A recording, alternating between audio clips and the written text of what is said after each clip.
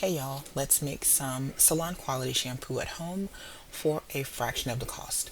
So in this next shot, you'll see a comparison of my product versus the product we were reverse engineering for the company I was in last year. This is the actual recipe that I use and make and sell in the salon. Feel free to pause and screenshot the recipe and instructions. As you can see, my total cost per 8 ounce bottle is about $1 versus the $15 to $20 that I would spend on salon quality products. So we're just going to go ahead and get started. We're going to use two separate pots for phase A and phase B. I'm just measuring out my water and glycerin, getting those heated up. While they're heating up and coming up to temp, I'm going to go ahead and add in some panthenol powder, which is B5. We need cationic guar gum because that is for anti-frizz, anti-static. You cannot use regular guar gum. It needs to be cationic. And we're going to go ahead and get that measured out. And the next ingredient we're going to add is the polyquaternium 10 or polyquat 10. It's a conditioning agent and a thickener. I need to use the gram scale because I'm using so small of an amount that's going to be weighed. My big scale just can't handle it. So I use a small container and weigh out the amount that I need and add it into the big cup with the other powder ingredients for phase A, which is the heated water phase. It's going to go into the pot, but we need to get the temperature up first, so we're going to set it to the side. And we're going to go ahead and start prepping our phase B ingredients, starting with the sunflower and olive oil blend. You can use butters, whatever you choose.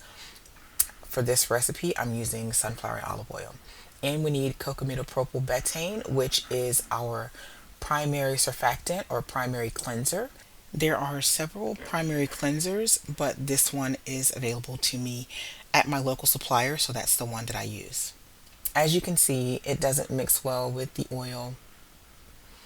And this is SLSA, which is sodium lauryl sulfonyl acetate. It is a co-surfactant, a co-cleanser. This is sodium cocoyl isothianate, another co-surfactant.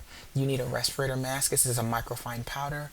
They do not want to blend in the very beginning, but if you continue to stir, they will come together in a pretty thick paste after a little while. It takes just a few minutes to get it to combine, but once it combines, it comes together and thickens up super quickly. Once it's in that paste consistency, we can go ahead and get it on the heat.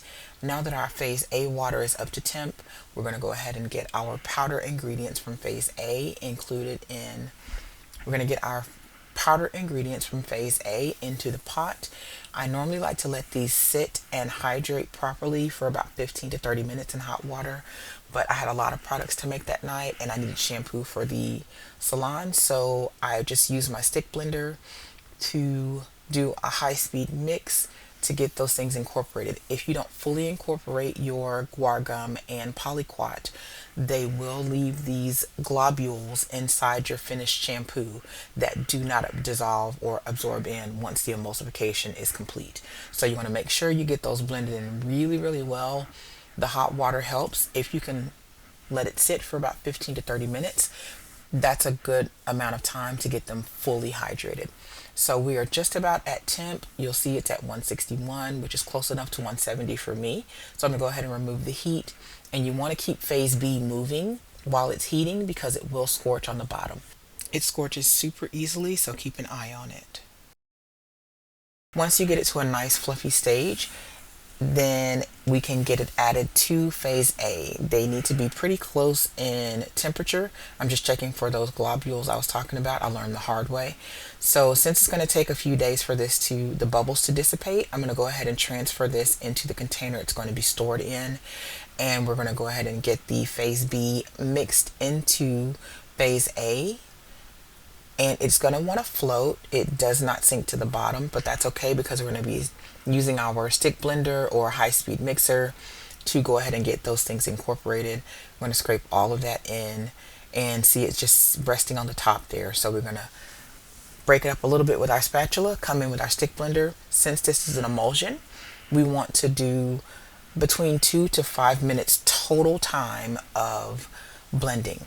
You don't want to do that continuously because you will eventually burn out your stick blender, but in phases. And this little bubble was just delighting me. It just shows you the lathering power of the shampoo recipe. So now that we are in cool down phase, we're going to go ahead and get our phase C ingredients weighed out and measured. This is propandiol. It is a corn based alternative to the heavy silicones that can be found in a lot of traditional shampoo products. Optifin Plus is the preservative that is available at my local supplier, so that's the one I use. I haven't had any issues in using it for over 11 years. Get those mixed in, and then we're going to add the protein of choice. I had more wheat protein on hand than anything else, so I'm using wheat protein for this batch. Sometimes I use rice protein, sometimes I use oat protein. You can switch out or mix proteins. We're going to get that blended in. Just give it a quick swirl with the spatula, and then we're going to go in and stick blend some more. So now we're just doing a test. I'm showing you how hard it is to comb through this human hair extension, and we're going to just put a bit of the shampoo mixture on there. No extra liquids have been added, just to show you how it combs through and what kind of slip the shampoo provides without water, so you can imagine the slip and stretch it does for curls with water. So that's all we're doing for that, and then just showing you how easily it detangles. And it is shedding just because this hair is really old. We got it on clearance 2 years ago from a beauty supply, so who knows how long it's been sitting in the packages. But you see the stretch and slip for those curls without water. So this is a lather test on synthetic hair. It will not smooth out like human hair does, but I just wanted to show you the lathering power of the shampoo recipe that we just made. And this test is being done at the salon where I work. And so the synthetic hair, and it rinses cleanly. It rinses cleanly from the hair. And now we're going to do a test on the human hair to see how it stretches and performs with human hair curls. So this is human kinky hair.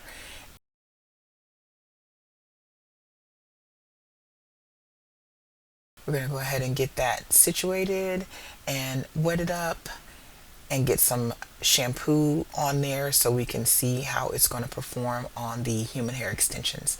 We're going to brush it out really quickly so we can see how the shampoo will help to define and stretch those curls and smooth.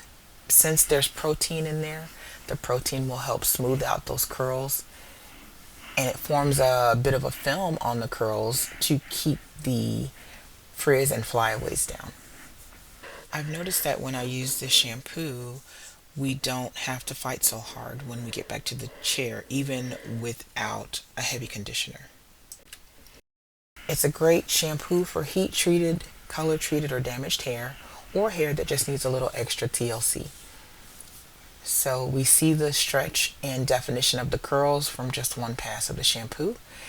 And this is a final look of what the hair looks like air dried with and without protein. Thanks so much for watching. I'll see you on the other side. Peace.